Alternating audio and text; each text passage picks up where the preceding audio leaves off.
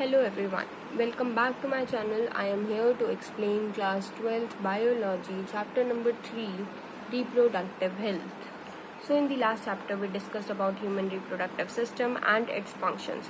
So let us discuss about reproductive health in this chapter.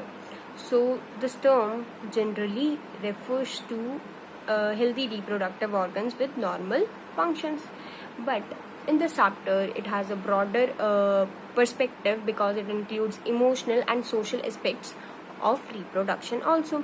अब according to WHO, reproductive health means total well-being in all aspects of reproduction. मतलब हम physically, emotionally, socially healthy होने चाहिए so that we can build a healthy society. Okay. उसके बाद आता है reproductive health problems and strategies. तो India was one of the first country in the world to initiate action plans and programs called family planning in 1951 at national level to attain reproductive health. और RCH जैसे programmes भी launch किए गए थे, like reproductive and child health care RCH programs, so that we can create awareness about various reproduction and we can educate people about birth control options, care of pregnant mother, importance of breastfeeding and postnatal care of the mother and the child, and we can provide equal opportunities for the male and the female child. Okay. वही सब कुछ यहाँ पे लिखा हुआ है RCH programmes, ठीक है, जिसमें हमने प्रिंट मीडिया के थ्रू, ऑडियो विजुअल के थ्रू, ठीक है, हमने अवेयरनेस फैलाई थी कि रिप्रोडक्शन के बारे में, वेरियस रिप्रोडक्शन के बारे में हमने अवेयरनेस फैलाई, एजुकेट किया पीपल को कि बर्थ कंट्रोल कैसे रोक सकते हैं, बर्थ कंट्रोल के ऑप्शंस क्या हैं, प्रेग्नेंट मदर की कैसे केयर करें, ठीक है, एंड ब्रेस्ट फीडिंग की क्या इम्पोर्टेंस है, और प्रेगनेंसी के बाद मदर और चाइल्ड की कैसे केयर करें, ठीक है, और इक्वल अपॉर्चुनिटीज़ मिले हमारे मेल एंड फीमेल चाइल्ड को. ओके.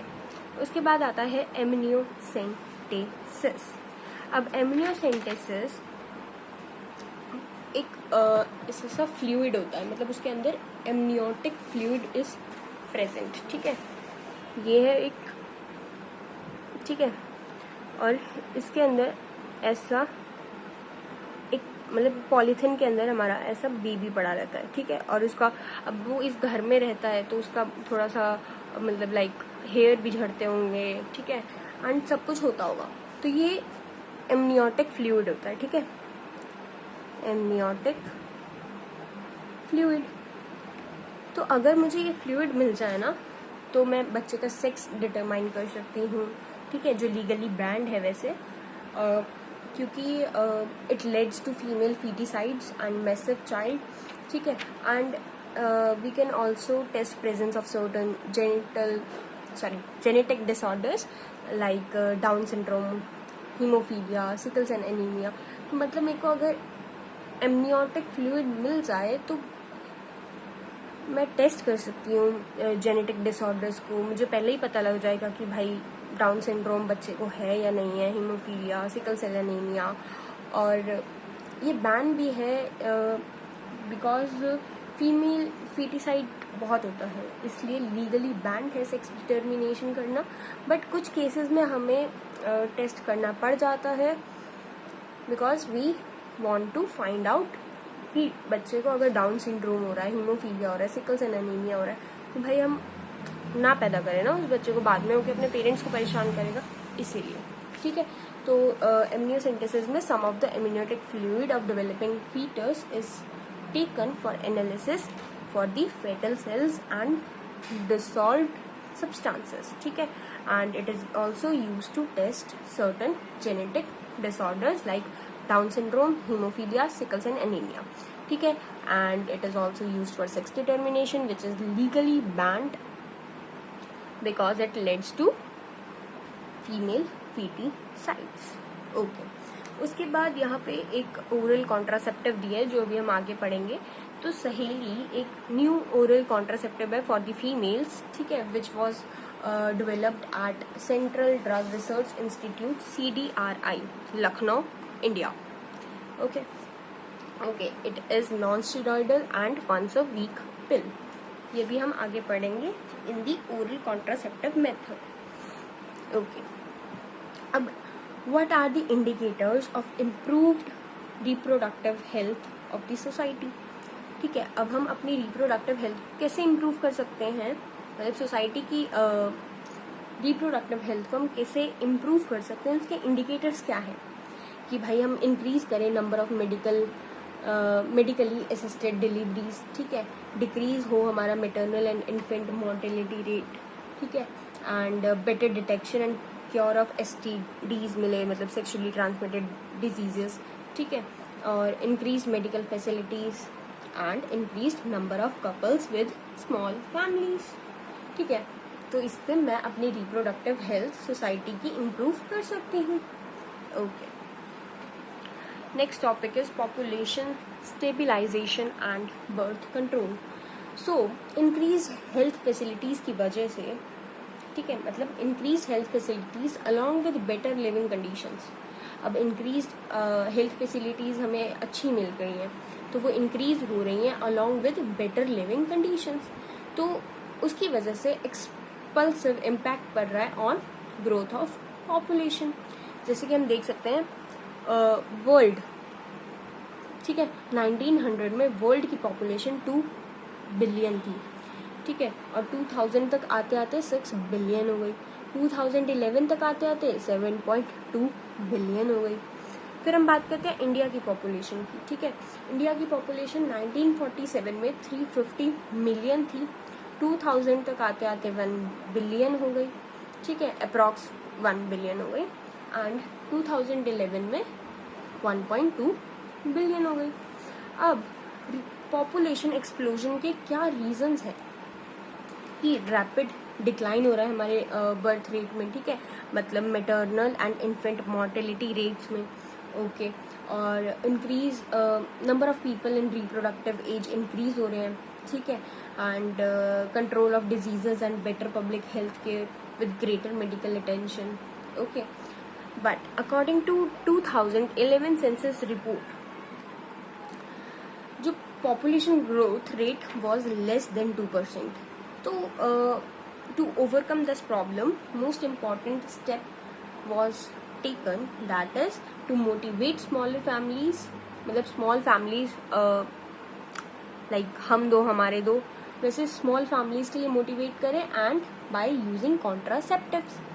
okay, अब अगर हमारी ग्रोथ रेट ऐसे ही बढ़ती रही तो it will lead to absolute scarcity of even basic requirements, मतलब मुझे फूड शेल्टर क्लोथिंग भी नहीं मिल पाएगी अगर इसी रेट से मेरी ग्रोथ रेट बढ़ती गई, ठीक है। और बाकी other steps was also taken, जैसे हम दो हमारे दो एंड 1 चाइल्ड नॉर्म भी हो गया था, that was adopted by young and working ones, ठीक है, एंड मैरिजेबल एज बना दी थी कि फीमेल्स की मैरिज हमने 18 ईयर्स पे करनी है, मेल्स की मैरिज हमने 21 ईयर्स पे करनी है, ओके। उसके बाद आइडियल कॉन्ट्रासेप्टिव्स लॉन्च करे गए। अब देखो तुम्हें कॉन्ट्रासेप्टिव यूज़ करना है तो तुम क्या चाहते हो, वो यूज़र फ्रेंडली हो या ना हो, इफेक्टिव हो या ना हो, ठीक है, रिवर्सिबल हो या ना हो, इजीली अवेलेबल हो या ना हो, ठीक है, इंटरफेयर हो किसी चीज़ का तो नहीं जाते इंटरफेयर। तो ऐसे हम याद रख सकते हैं कि आइडियल कॉन्ट्रासेप्टिव यूज़र फ्रेंडली होता है, इजीली अवेलेबल होता है, इफेक्टिव होता है, रिवर्सिबल होता है, and no interfere with sexual drive और डिज़ायर, ओके। फिर है हमारे कॉन्ट्रासेप्टिव्स। पहला कॉन्ट्रासेप्टिव है नेचुरल एंड ट्रेडिशनल, जिसमें कि हमारे 3 आते हैं, that is periodic abstinence, withdrawal coitus interruptus and lactation amenorrhea, ठीक है।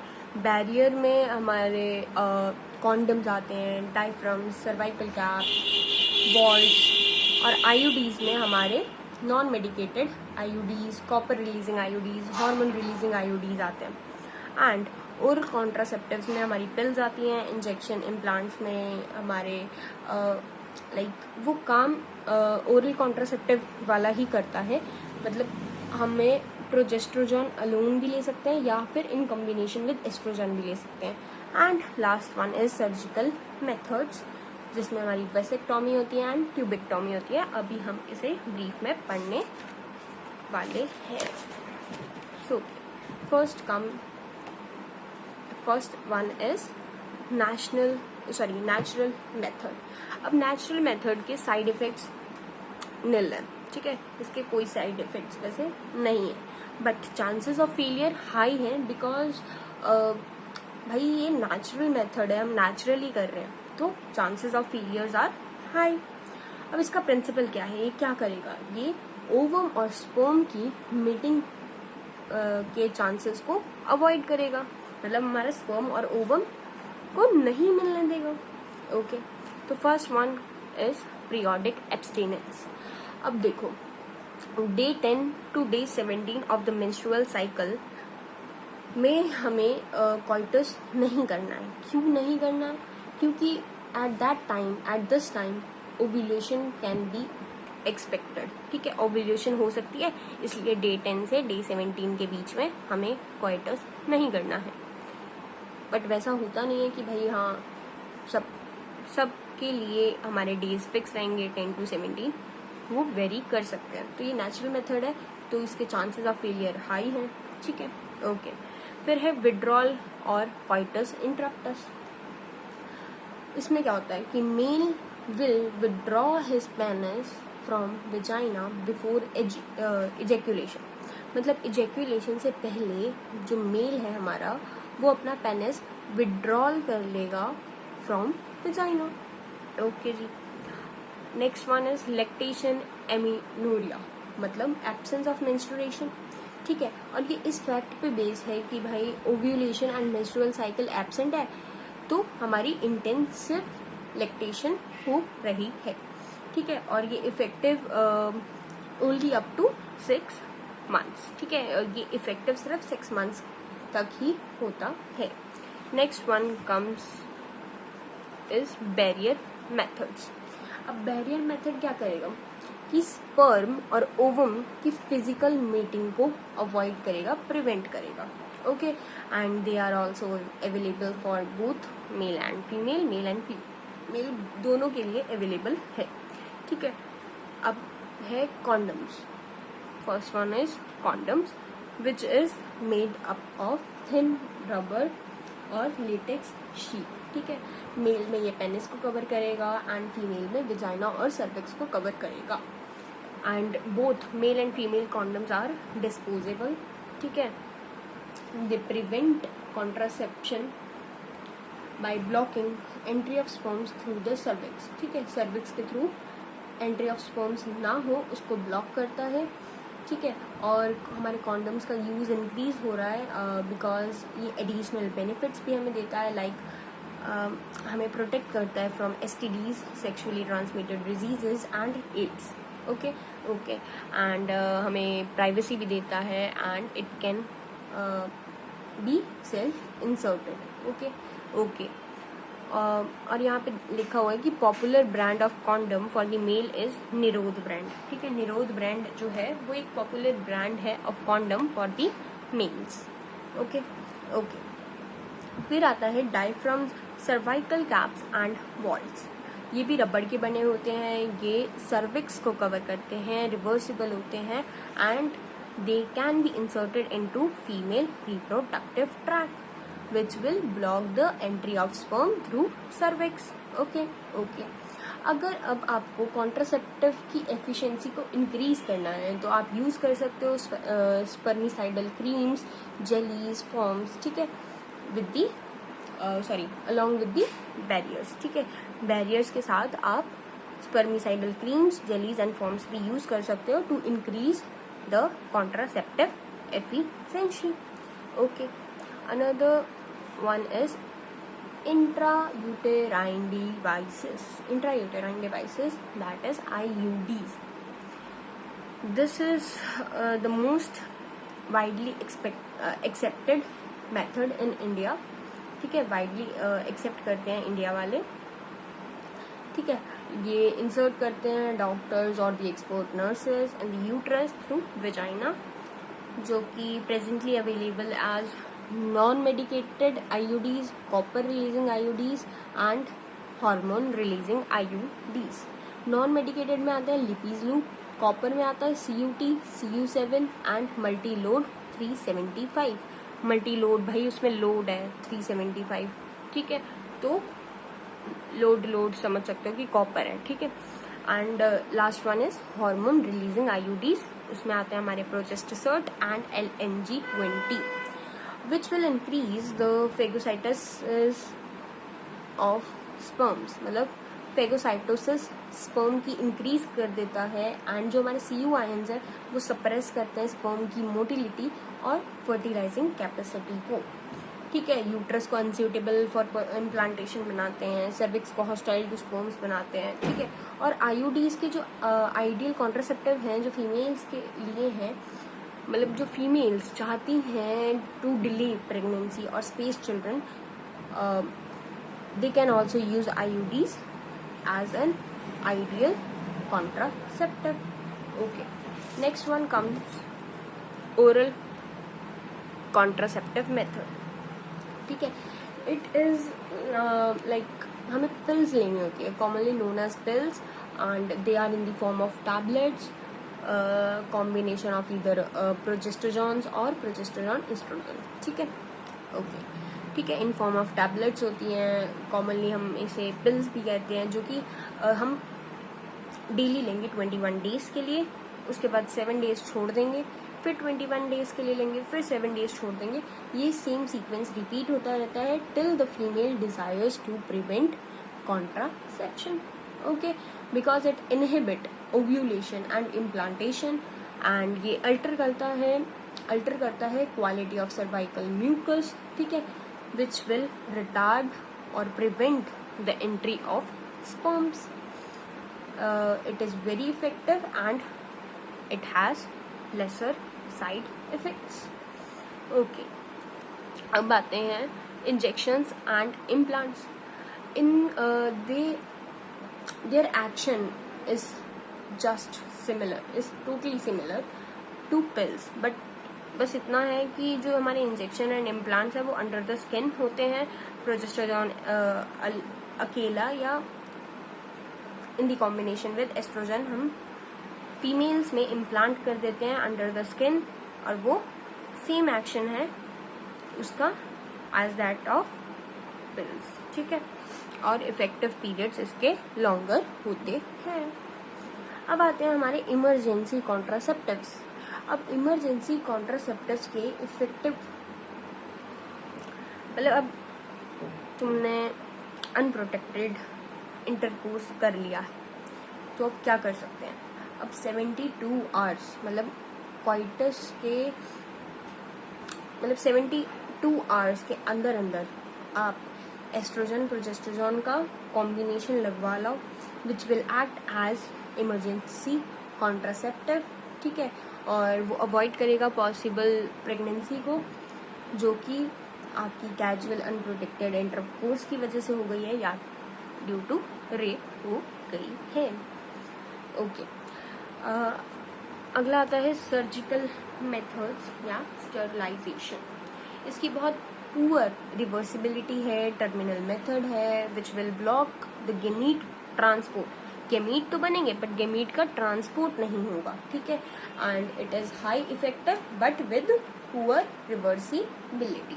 अब मेल्स में होती है वेसेक्टोमी एंड फीमेल्स में होती है ट्यूबेक्टोमी. ओके, अब वेसेक्टोमी मतलब जो वास्ट डिफरेंस है हमारी उसका small part will be removed and tied up, ठीक है, जो small part of vast difference is removed and tied up. Tubectomy में क्या होता है कि जो ओविडक्ट है उसका स्मॉल पार्ट रिमूव कर लेते हैं एंड हम टाइड अप कर लेते हैं, बांध देते हैं, या फेलोपियन ट्यूब ओविडक्ट एक ही बात है, ठीक है, इसको हम काट देते हैं, थोड़ा सा रिमूव कर देते हैं एंड बांध देते हैं.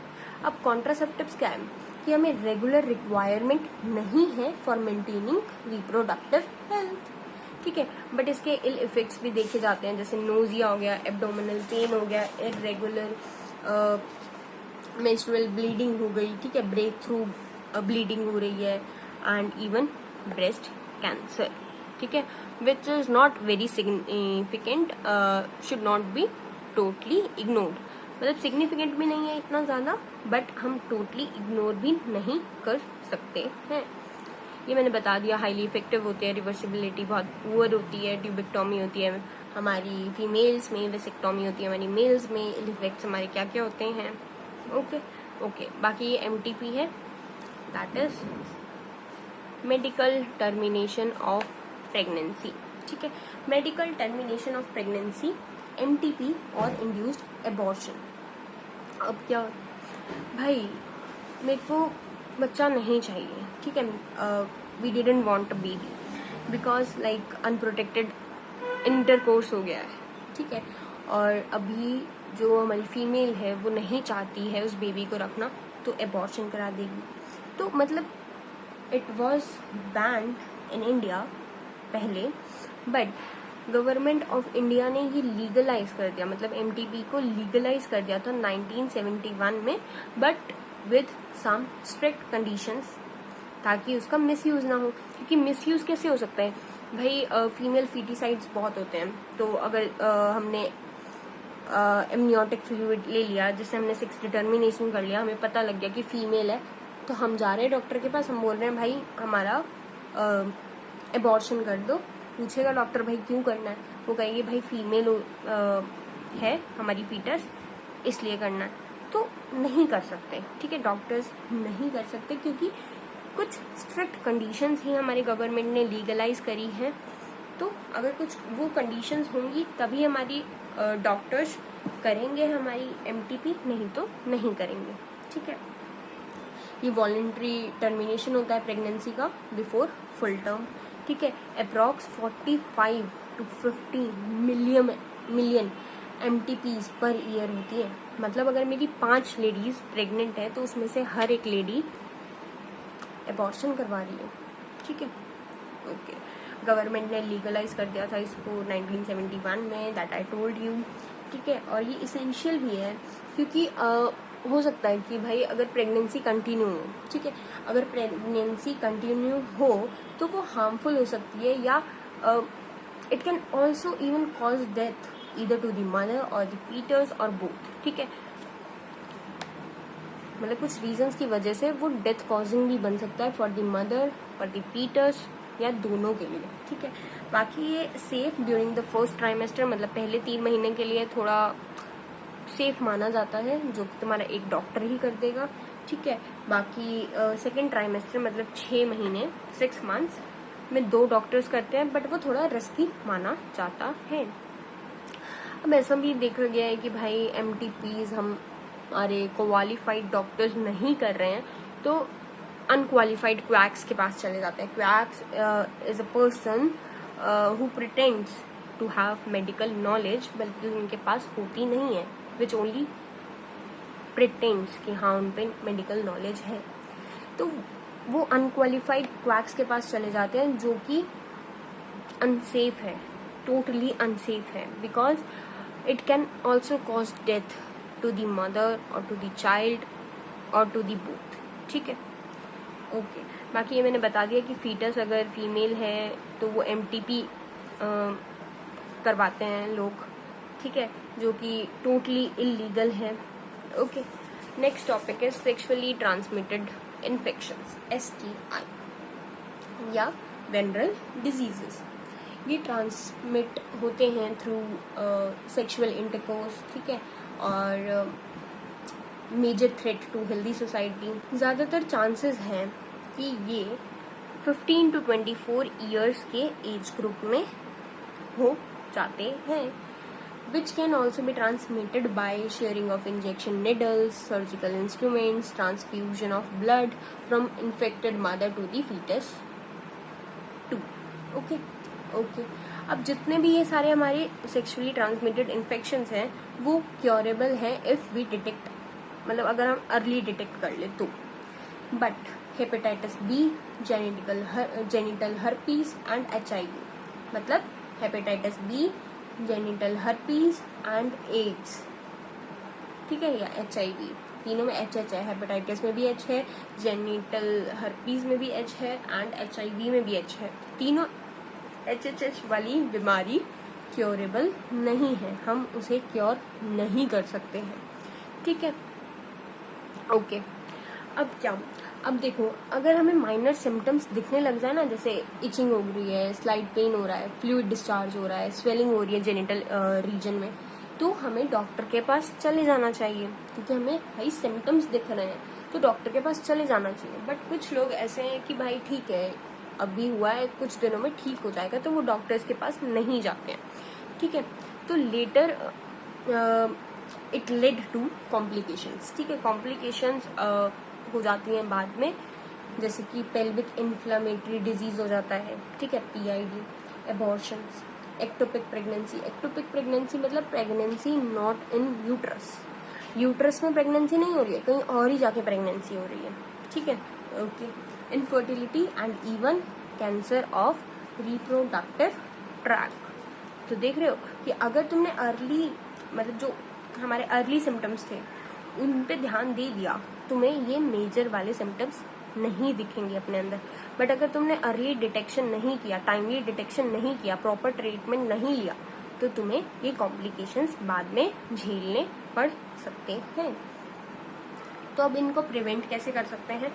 उनके प्रिवेंट करने की सिर्फ प्रिवेंट करने की 3 मेथड्स हैं कि हम अननोन पार्टनर्स या मल्टीपल पार्टनर्स के साथ सेक्स अवॉइड करें, ठीक है, और कोइटस के दौरान कॉन्डम का यूज़ करें, ठीक है। और अगर हमें डाउट है कि हाँ भाई मुझे सेक्सुअली ट्रांसमिटेड इन्फेक्शन तो नहीं हो गया है, क्योंकि मुझे थोड़े थोड़े अर्ली सिम्टम्स दिख रहे हैं, या मुझे डाउट हो गया है कि हाँ भाई मुझे है तो नहीं, तो go to qualified doctor for early detection and complete treatment, ठीक है, okay. So the last topic of this chapter is infertility. अब what is infertility? जो एक कपल है, they are unable to produce children in spite of unprotected sex. मतलब कि unprotected sex करने के बाद भी they are not unable to produce children. Okay, क्यों होता है ये? Due to physical कॉन्जेनिटल, ठीक है, ड्रग्स की वजह से, इम्यूनोलॉजिकल और इवन फिजियोलॉजिकल चीज़ों की वजह से हो सकता है कि हम फर्टाइल नहीं है, इनफर्टिलिटी आ गई है, ठीक है। एंड इसका टाइम पीरियड भी होता है जो यहाँ पे लिखा हुआ, देखना, 2 years अनप्रोटेक्टेड सेक्स कर रहे हैं एंड 2 years तक हम चाइल्ड प्रोड्यूस नहीं कर पा रहे हैं, that is infertility, okay, okay. अब अगर करेक्शन होगी, ठीक है, अगर करेक्शन होगी तो डॉक्टर अपनी आर्ट दिखाएगा, तभी करेक्ट होगा। तो आर्ट दिखाते हैं, that is assisted reproductive technologies, ठीक है। अगर करेक्शन होगी तो डॉक्टर अपनी आर्ट दिखाएगा, ठीक है, ठीक है। और अगर करेक्शन नहीं होगी तो we can have the child by adopting, child को अडॉप्ट कर लो, तो ठीक है, ओके जी, ओके। फिर आता है IVF, that is in vitro fertilisation. अब इन विट्रो फर्टिलाइजेशन क्या होता है? दैट आर फर्टिलाइजेशन, जो हमारी फर्टिलाइजेशन है वो हम आउटसाइड द बॉडी करवा रहे हैं in almost similar condition as that in the body. जो मेरी बॉडी में जो कंडीशंस दी जाती हैं वैसी सिमिलर कंडीशंस मैं आउटसाइड प्रोवाइड कर रही हूँ एंड फर्टिलाइजेशन में बाहर करवा रही हूँ, जिससे कि मेरा एम्ब्रियो का ट्रांसफर मैं कर दूंगी एट दी प्लेस जहाँ पे मुझे करना है, ठीक है। तो इसे हम टेस्ट ट्यूब बेबी प्रोग्राम्स भी कहते हैं, जिसमें मैं ओवा लूंगी वाइफ का या डोनर का, ठीक है, स्पर्म लूंगी हस्बैंड का या डोनर का, दोनों को कलेक्ट करूंगी एंड इंड्यूस कराऊंगी to form zygote under lab conditions, ठीक है, लैब कंडीशंस। अब 2 चीजें हो सकती हैं। अब जो मेरा जाइगोट है, हो सकता है वो मोर देन 8 ब्लास्टोमियर्स है, हो सकता है वो अप टू 8 ब्लास्टोमियर्स है। अगर मोर देन 8 ब्लास्टोमियर्स है, मतलब 8 से ज्यादा ब्लास्टोमियर्स हैं, तो मैं उसे यूट्रस में छोड़ दूंगी, that is intra uterine transfer, IUT, okay जी। अगर मेरा 8 ब्लास्टोमियर्स ही है, ठीक है, अगर मेरे 8 ब्लास्टोमियर्स ही हैं, तो मैं उसका ट्रांसफर करा दूंगी फेलोपियन ट्यूब में, क्योंकि बस मतलब ओवम और स्पर्म की दिक्कत थी ना, वो मैंने फर्टिलाइज करा दिया। जो हमारी फीमेल है वो सूटेबल एनवायरनमेंट दे सकती है फॉर दी एम्ब्रियो डेवलपमेंट। ठीक है जी। तो मैंने फेलोपियन ट्यूब में छुड़वा दिया। अगर वो अप टू 8 ब्लास्टोमियर्स है तो it is ZIFT, that is zygote intrafallopian transfer. तो IUT एंड ज़िफ्ट क्या करेंगे, दोनों मिलके हमारी फर्दर डेवलपमेंट को कंप्लीट करेंगे। ठीक है, देखो ज़ाइगोट अगर मोर देन 8 ब्लास्टोमियर्स है तो यूट्रस में मैं भेजूंगी। अगर 8 ब्लास्टोमियर है सिर्फ तो मैं उसे फेलोपियन ट्यूब में भेजूंगी। यूट्रस में भेजा तो इंट्रा यूटेराइन ट्रांसफर। यूटेराइन मतलब यूट्रस में ट्रांसफर कर दिया। ज़िफ्ट जिसमें आ रहा है zygote intra fallopian transfer. Fallopian आ रहा है मतलब मैंने फेलोपियन ट्यूब में उसका ट्रांसफर करवाया है। एंड IUT एंड ज़िफ्ट मेरी कंप्लीट करेंगे further development of the zygote और दी एम्ब्रियो। ओके। फिर आता है ICSI। पहले ये पढ़ लेते हैं, ठीक है। ICSI ये भी इन विट्रो ही है। क्यों है इन विट्रो? क्योंकि मैं स्पर्म का डायरेक्टली इंजेक्शन लगवा देती हूँ ओवम में अंडर लैब कंडीशंस। ठीक है, इंट्रासाइटोप्लाज्मिक स्पर्म इंजेक्शन, स्पर्म का इंजेक्शन लगवा दिया किसमें ओवम में अंडर लैब कंडीशंस। सो ये भी हमारा इन विट्रो ही है। ओके, अब इन विट्रो में हमने 3 पढ़े। इन विट्रो को हम IVF भी कहते हैं, बट मेनली मैंने इन वीवो को IVF कहते नहीं सुना है। ठीक है, तो इन विट्रो फर्टिलाइजेशन मतलब IVF, इन वीवो को इन वीवियो ही बोलते हैं। ओके, तो IVF में हमने 3 पढ़े। IUT जिसमें देखो इन विट्रो में IVF, ठीक है, IVF में मैंने 3 पढ़े, that is IUT, ICSI, ZIFT. IUT मतलब इंट्रा यूटेराइन ट्रांसफर, ICSI मतलब इंट्रासाइटोप्लाज्मिक स्पर्म इंजेक्शन जिसमें मैंने स्पर्म का इंजेक्शन लगवाया। And another one is ZIFT. ठीक है, ज़िफ्ट जिसमें अप टू 8 ब्लास्टोमियर्स थे एंड मैंने ट्रांसफर करा दिया फेलोपियन ट्यूब में। ठीक है, IUT मतलब जिसमें 8 ब्लास्टोमियर्स से ज्यादा थे, मोर देन 8 ब्लास्टोमियर्स, उसका मैंने यूट्रस में ट्रांसफर करा दिया, that is intra uterine transfer. ठीक है, और फर्टिलाइजेशन आउटसाइड द बॉडी होती है IVF में। अब है इन वीवो। इन वीवो में इनसाइड द बॉडी फर्टिलाइजेशन होती है। ठीक है, ओके, मतलब embryo formed by in vivo fertilization also could be used for such transfer to assist those females who can't conceive। मतलब जो इन वीवो है वो इनसाइड द बॉडी होगी। ठीक है, अब मान लो मेरी जो फीमेल है वो सिर्फ ओवम प्रोड्यूस नहीं कर पा रही है, गेमीट नहीं बना पा रही है, ठीक है, ओवम नहीं बनवा पा रही है, बट वो सूटेबल एनवायरनमेंट प्रोवाइड कर सकती है for the further development of the embryo. तो मैं क्या करूंगी, मैं उसे गिफ्ट दे दूंगी। किस चीज का गिफ्ट दूंगी? ओवम का गिफ्ट दूंगी। गिफ्ट मतलब गेमीट इंट्रा फेलोपियन ट्रांसफर। ठीक है, फेलोपियन ट्रांसफर मतलब फेलोपियन ट्यूब से रिलेटेड है कुछ। ठीक है, इतना तो हमें पता लग गया है। ठीक है, गिफ्ट मैं गिफ्ट दूंगी ओवम का। ओवम मैं कलेक्ट करूंगी डोनर फीमेल से। ठीक है, और उसे ट्रांसफर कर दूंगी अनदर फीमेल। कौन सी अनदर फीमेल? जो कंसीव नहीं कर पा रही थी, जो ओवम नहीं बना पा रही थी, उसके अंदर मैं डोनर का ओवम भेज दूंगी। एंड क्या होगा फिर? वो सूटेबल एनवायरनमेंट तो दे सकती है ना for fertilisation and for the development of embryo, but वो सिर्फ ओवम नहीं प्रोड्यूस कर सकती है। तो ओवम मैंने दे दिया, फिर फर्दर डेवलपमेंट होगी, सूटेबल एनवायरनमेंट मिलेगा फॉर फर्टिलाइजेशन ऑफ एम्ब्रियो। ठीक है, फर्दर डेवलपमेंट होगी हमारी embryo. Artificial insemination intra uterine insemination में क्या होता है?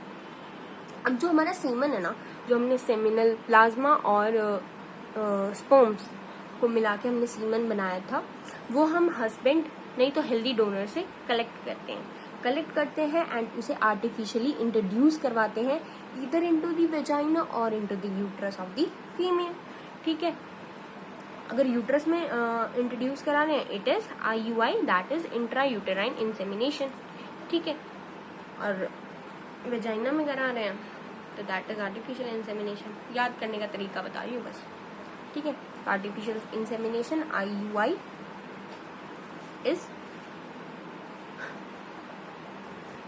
अब देखो इन वीवो फर्टिलाइजेशन जो हमारी इनसाइड द बॉडी हुई थी फर्टिलाइजेशन, ओके, जिसमें आता है AI या फिर IUI, ठीक है, artificial insemination.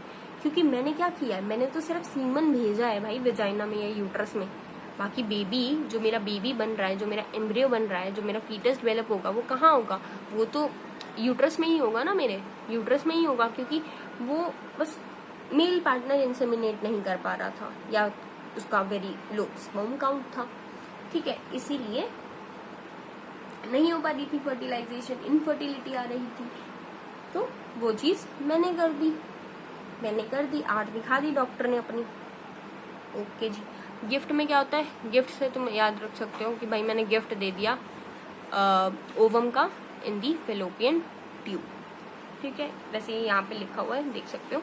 In vitro fertilisation outside the body fertilisation होगी, ठीक है। IUT जिसमें मोर देन 8 ब्लास्टोमियर्स होते हैं, ठीक है। ZEFT जिसमें अप टू 8 ब्लास्टोमियर्स होते हैं तो फेलोपियन ट्यूब में, और मोर देन 8 ब्लास्टोमियर्स होंगे तो इनटू द यूट्रस ट्रांसफर करा दूंगी, तो intra uterine transfer, ZEFT zygote intra fallopian transfer, और ICSI की स्पर्म का इंजेक्शन लगवा दिया ओवम में under the lab conditions, intracytoplasmic sperm injection, ठीक है। In vivo fertilisation inside the body होती है, ठीक है। इसमें 2 आते हैं, AI और हमारा गिफ्ट, ठीक है। गिफ्ट ओवम का गिफ्ट कर दूंगी मैं फीमेल को in the fallopian tube, AI artificial insemination और इंट्रा यूटेराइन इंसेमिनेशन। बट अब जो ये टेक्निक्स है ना, मतलब जो हमने in vitro and in vivo के अंदर हमने जो टेक्निक्स पढ़ी वो मतलब उन्हें स्पेशलाइज डॉक्टर्स चाहिए, एक्सपेंसिव इंस्ट्रूमेंटेशन लगती है इसमें। तो अब जो लोग इन चीज़ों को नहीं अफोर्ड कर सकते हैं तो वो क्या करें, वो लीगल एडॉप्शन की तरफ जा सकते हैं, ठीक है। क्योंकि ये जो फैसिलिटीज़ हैं ये they are presently available only in very few centres in the country, ठीक है। कंट्री में सिर्फ कुछ फ्यू सेंटर्स में ही अवेलेबल है ये हाल फिलहाल, ओके। बाकी हाँ, इनके बेनिफिट्स अफोर्डेबल होते हैं सिर्फ कुछ ही लिमिटेड नंबर ऑफ पीपल में, ठीक है। ज़रूरी थोड़ी ना है कि सब में यही प्रॉब्लम आ रही हो सकता है किसी में कुछ प्रॉब्लम हो, किसी में कुछ प्रॉब्लम। जिसमें ये वाली प्रॉब्लम्स होंगी उनका तो हल है, इसके अलावा जो प्रॉब्लम्स होंगी उनका हल तो नहीं है ना। तो ये सिर्फ कुछ number of limited number of people पे ही अफोर्डेबल है, ओके। एंड अगर द कपल इज लुकिंग, ठीक है, if the couple is looking for parenthood they can go for legal adoption and it is one of the best method for couples those are looking for the parenthood, ठीक है। अगर तुम ये expensive instrumentation and specialised doctors नहीं कर पा रहे हो या तुम्हारे लिए लिमिटेड नंबर ऑफ पीपल के लिए ये अफोर्डेबल हैं, ये बेनिफिट्स तुम नहीं आ रहे हो उन लिमिटेड नंबर ऑफ पीपल्स में, तो तुम लीगल adoption कर सकते हो, which is one of the best method for the couples which are looking for the parenthood, ठीक है। So this was all about this chapter from my side. I hope you like this video. Do like, share and subscribe my channel. Till then, bye bye, take care and Jai Hind.